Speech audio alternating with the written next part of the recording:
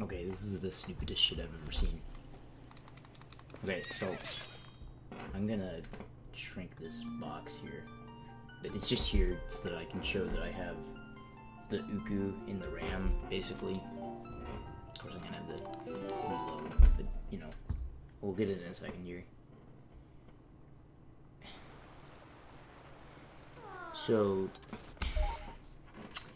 we don't even need text displacement for this. I kind of figured out a way to get the bits to work correctly. We're gonna go ahead and reconnect, I believe, and then update this. Hang on.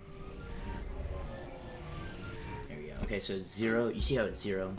So this is like what it should be for default. Okay, and so essentially how this works is once you get to the end of his text, there's a 2-bit that gets set that will make it so that the text trigger, or sorry, the cutscene trigger will disable whenever you like leave and re-enter the area. And so essentially,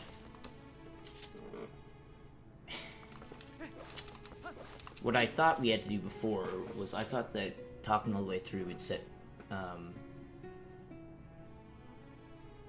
I don't know what I was thinking, frankly, but basically I thought that it would undo the trigger if you said no at the end, but it doesn't, and it still keeps it stored as talking all the way through the text. It's like, so if you watch the cutscene and then you say no, for example, right, then they have a bit there, basically, that's not set. It's the 1's bit in the first nibble of this Auru thing, and,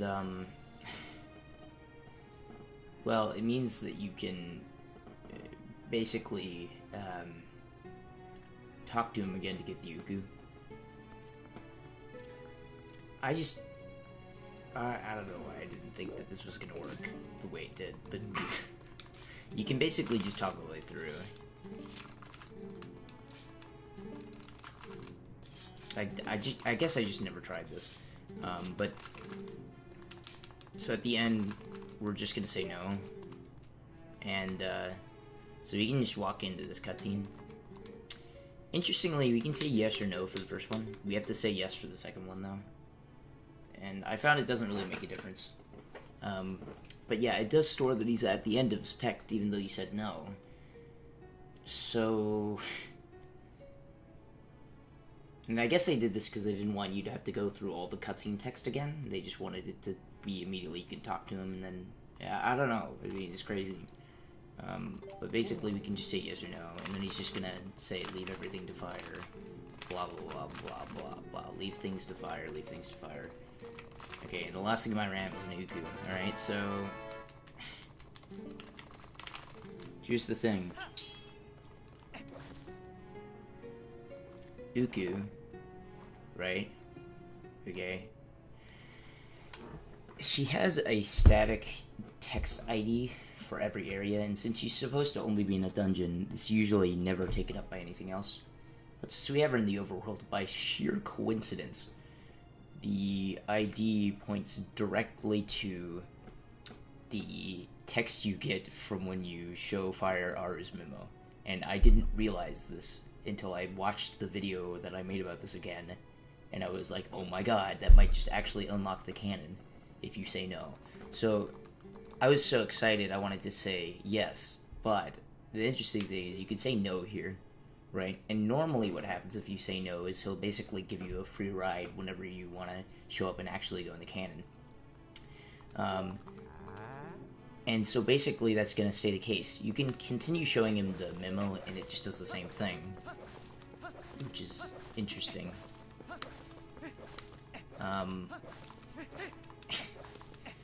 And so essentially what you can do is, if I can get over there, even though you have the Uku and you never got Auru's memo, and there's no way to get Auru's memo at this point, you don't actually need it. All you have to do is just walk over here, and since you have activated the Oasis flight thing, basically what you can just do is go over here and tell him to do the Oasis flight. And I have tested this. This does let you go. I also want to test what this does.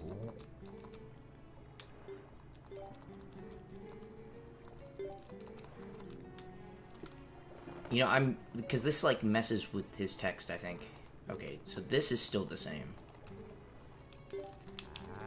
The thing where it gets weird is that if you activate fire, basically, what happens is if you pull out Uku here, then he'll have, like, different text, and you can't actually warp anywhere.